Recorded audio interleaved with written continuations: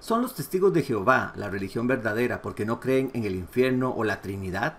Hago esta pregunta porque yo, como ex testigo de Jehová, utilicé durante mucho tiempo estos dos puntos en específico para convencerme a mí mismo de que estaba en la verdad, ya que los testigos de Jehová eran el único grupo cristiano que conocía que no practicaba estas dos doctrinas. Debido a esto, pasé por alto cualquier duda que surgiera en el camino, o me autoconvencía de que eran pequeños errores humanos y que si hacía un balance general, siempre eran mejores las cosas buenas que las malas. Al final del día me había convertido en un experto en ignorar o remendar cualquier error doctrinal que encontraba en las creencias de los testigos de Jehová. Esto, sumado también a la fuerte creencia de que tenía que haber por fuerza una religión verdadera, hacía que cada vez me convenciera más a mí mismo de que el camino que había tomado junto a los testigos de Jehová era el correcto. Por supuesto, el mayor problema en mi lógica era que durante muchos años los líderes religiosos de los testigos de Jehová se habían esmerado en subrayarme vez tras vez los errores de las otras religiones y en esconder los suyos. Esto sin duda para dejarme claramente sin opciones en caso de que tuviese dudas. Esto hace que volvamos a la pregunta inicial.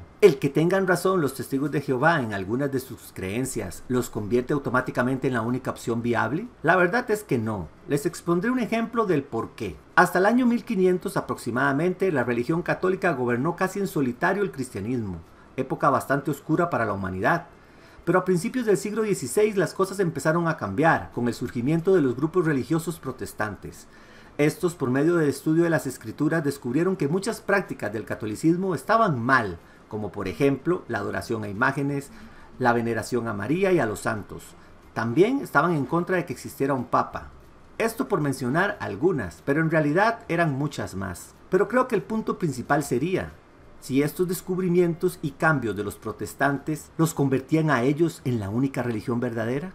Por supuesto que no, ya que a pesar de los cambios, aún habían muchísimas prácticas erróneas que los protestantes y los católicos compartían. También podemos tomar el ejemplo de los judíos de la época de Jesús. Ellos, en ese momento, eran claramente la religión verdadera. Ellos seguían la ley que Jehová le había dado a Moisés y a los profetas.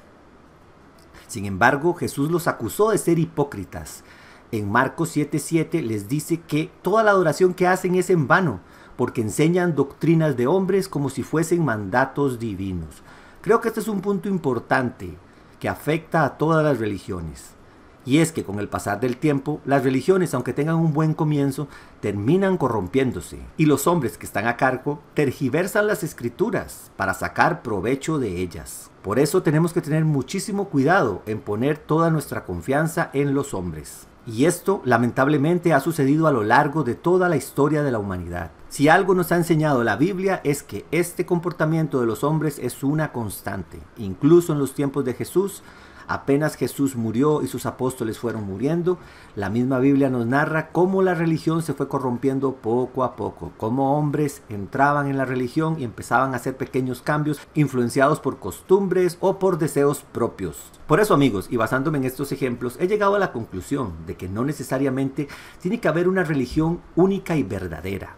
Porque si algo nos ha enseñado la historia, como hemos hablado, es que es prácticamente imposible porque los hombres son imperfectos. Y aunque exista un hombre que tenga buenas ideas, buen corazón, un buen entendimiento de la palabra, que tenga bastante Espíritu Santo, que lo inspira para entender las escrituras, este hombre no vivirá para siempre y tarde o temprano será reemplazado por otros hombres. Y no sabemos cómo estos hombres van a reaccionar ante el poder.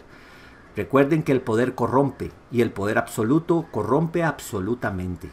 En este punto me gustaría hacer una pequeña aclaración. Por supuesto que creo que el cristianismo es la religión verdadera. Cuando me refiero a que no hay una única religión verdadera, me refiero dentro de los grupos que se hacen llamar cristianos.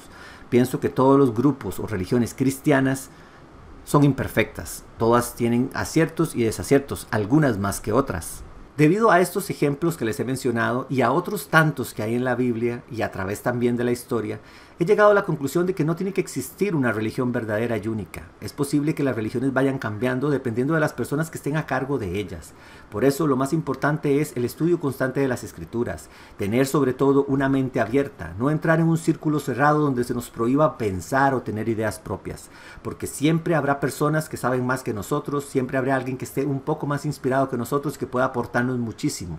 Dios tiene muchas formas de hacer cumplir su propósito y puede utilizar personas de todo tipo para enriquecer el conocimiento que todos podemos compartir. También debemos ser agradecidos de que vivimos en una época donde tenemos acceso a todas estas escrituras, tenemos acceso a muchísimas herramientas que nos pueden permitir analizar las doctrinas de los hombres y ver qué tan a la par están con las enseñanzas reales de la Biblia.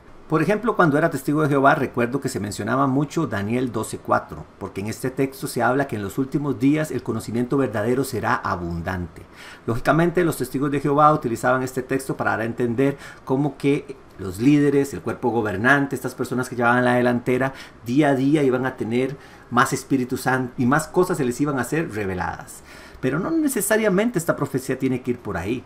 Perfectamente podría referirse a un tiempo donde las personas tengan muchísimo más acceso a la información, como en los días que vivimos hoy. En el pasado, si una persona que no era un sacerdote leía la Biblia, posiblemente lo mataran. No tenían acceso, estaban escritas en latín o en idiomas que la gente no tenía cómo entenderlas. Entonces tenían que creer ciegamente en lo que sus líderes religiosos les dijeran. Esta profecía de Daniel, que dice que el conocimiento verdadero será abundante en los últimos días, puede referirse perfectamente a los tiempos en los que vivimos, donde el conocimiento es abundante porque es fácil de acceder a él. Bueno amigos, esto era un breve video que espero que les haya servido. Como siempre, un saludo de su amigo Juan y nos vemos en un próximo video.